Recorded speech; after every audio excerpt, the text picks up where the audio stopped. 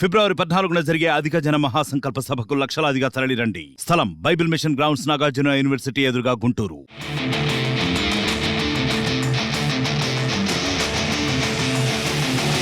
గత కొద్ది రోజులుగా పూణే ప్రజలను మస్కిటో టోర్నడోలు భయపెడుతున్నాయి. దీంతో ఆ నగరంలోని ప్రజలు నిద్రలేని రాత్రులు గడుపుతున్నారు. ముఠా నది మీదుగా లక్షలాది దోమలు గుంపులుగా పూణే నగరంలోకి ప్రవేశించాయి.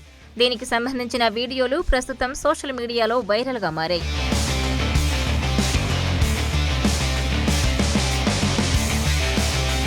పూణే నగరంలో పెద్ద సంఖ్యలో దోమలు గుంపులుగా ఆకాశంలో ఎగురుతూ కనిపించాయి. నివాస ప్రాంతాల్లో దోమలు విపరీతంగా ఉండడంతో ప్రజలు వారి ఆరోగ్యంపై ఆందోళన చెందుతున్నారు. పరిశుభ్రతలో మున్సిపల్ కార్పొరేషన్ నిర్లక్ష్యంగా ఉందని స్థానిక ప్రజలు ఆరోపిస్తున్నారు.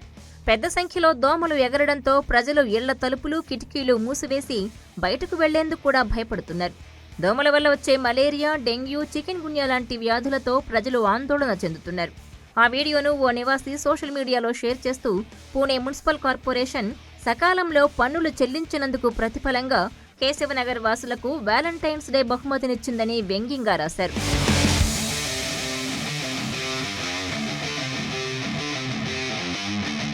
మరిన్ని వీడియోస్ కోసం ఛానల్ ని సబ్స్క్రైబ్ చేయండి. లేటెస్ట్ అప్డేట్స్ కోసం వాట్సాప్ ఛానల్ ని ఫాలో చేయండి. అండ్ లింక్ డిస్క్రిప్షన్ లో ఉంది.